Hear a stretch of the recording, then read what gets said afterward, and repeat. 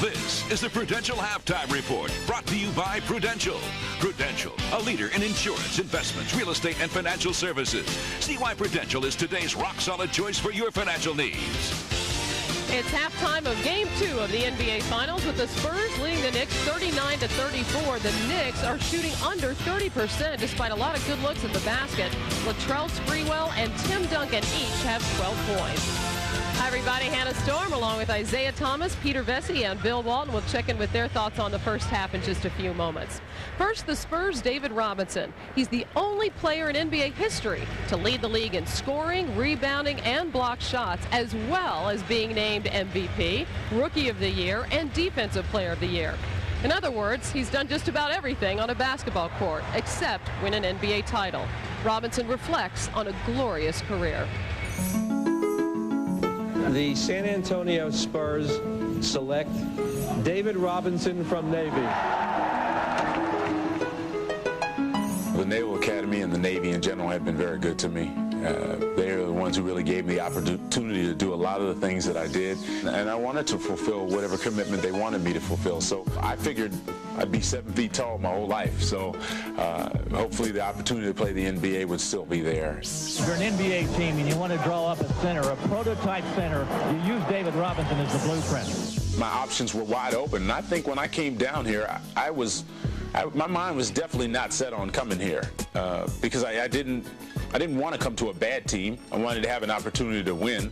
For the most wins in the history of this great franchise, your Midwest Division crown, and the greatest turnaround in the history of the NBA. Coming to this franchise when they were 21-61 and the city embraced me right away, and it was really kind of overwhelming. I didn't feel like anybody's savior, that's for sure.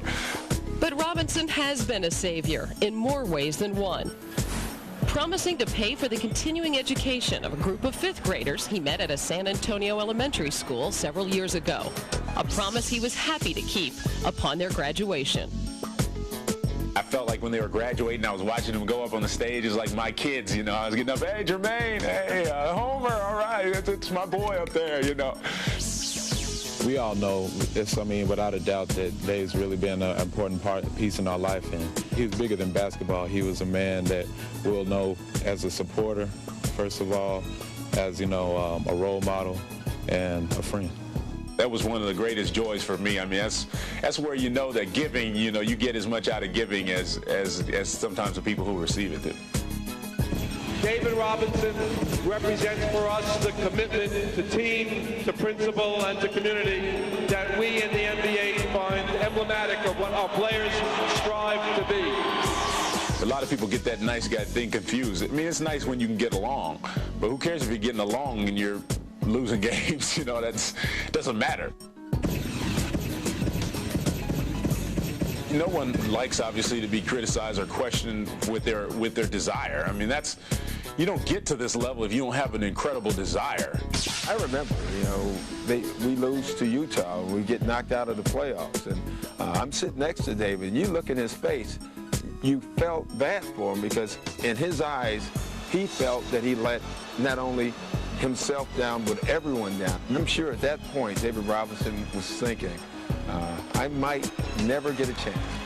Spurs trainers in a conversation with David Robinson at the end of the Spurs bench. He doesn't want to sit down. That year it was so hard. I had to sit around and watch our team just struggle. It was awful. It was awful. All the teams that we had been killing over the years came in and they're laughing and dancing and beating us. But when we got Tim Duncan, that was a reward for a very tough year. He's going to be a welcome asset to the San Antonio Spurs. Tim Duncan is a great player, but people don't expect Tim Duncan to lead this team to the promised land right now. Maybe in a couple of years they will. That's a great responsibility of being me, and I've embraced that my whole career, good and bad. Give it to David, grabbed by Ellis, double teamed by Woods, takes the jumper, yes! 71 for David Robinson. All those years, you put up all those numbers that are just ridiculous. And, for me, I didn't even realize how ridiculous they are until this year. Looking at my numbers this year, and I'm saying, wow, look how much lower they are. It's not even close. But it just goes to show you, you know, how much you need one another in this league, how much you need a team. And actually, I've had more fun, to be honest with you. They are Western Conference champions for the first time in Spurs history.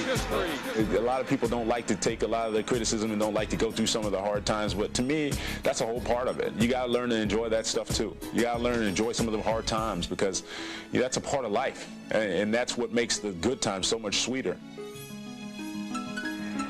David Robinson's willingness to embrace a reduced offensive role on the Spurs, his leadership, his defensive play, some of the big keys to his team's success this season. He has 4 blocks in the first half of this game. And when we return, we'll check in on the 99th U.S. Open at Pinehurst, where some of golf's biggest names sit at